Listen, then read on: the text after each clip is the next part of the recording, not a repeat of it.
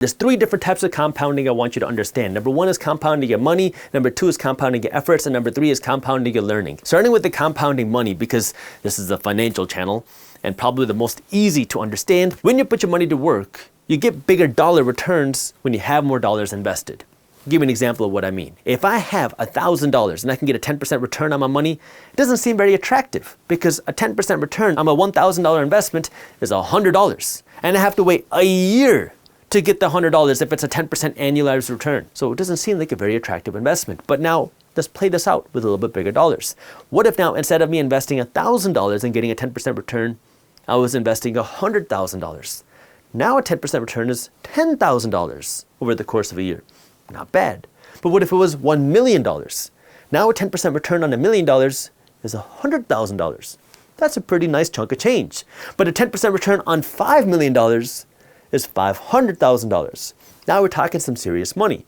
And this is where a lot of people get discouraged because you think, wow, if I want to actually make any money from my investments, I have to have millions of dollars put aside before I can get any real return. And it just gets so overwhelmed because you think I need $1 million before I can make $100,000 a year from my investments. I'm just not going to do it because it's so overwhelming. It feels like this huge hurdle, this huge mountain you have to climb.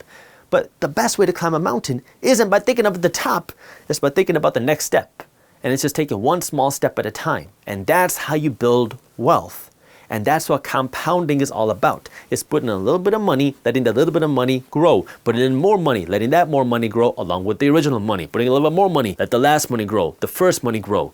That's what compounding is all about. I mean, if you could double a penny every day for 30 days, that penny is going to grow to over $5 million in just 30 days if you can just double it and double it and double it every single day. Now, when it comes to your investments, you're not going to be able to double your money every single day. But the whole idea here is you keep putting your money to work. That way you can let your money compound and so you can let your money grow. But it's not just your money that can compound. It's also your learning and your effort. When it comes to your learning, I didn't grow up with financial education. I didn't grow up with entrepreneurial education. I had to screw up a lot and I had to learn a lot. And the way that I learned was by reading books. These were not textbooks. English is my second language. I did not enjoy reading textbooks. I didn't enjoy reading the books that I had in my English class, which is why I avoided those. But once I started reading books about money management, financial education, building a business, starting a business, people management, that was interesting to me. And that was something that I couldn't stop consuming. And I made it a rule for myself that I was going to read every single day before I went to sleep. I don't care what time I was going to sleep. I don't care what was going on. I was going to read a little bit or listen to these books a little bit because I didn't like reading. I would listen to the books more often than not. And that's what I did. Now, when you think about that, it can seem kind of trivial. What's the big deal? Just going to sleep when you're tired. Well, the thing is, when you kind of set that discipline for yourself that you're going to read 10 pages a day every single day, that starts to add up because then 10 pages over 30 days is 300 pages. You just read a whole book. And if you do that the next month, you just read a whole nother book.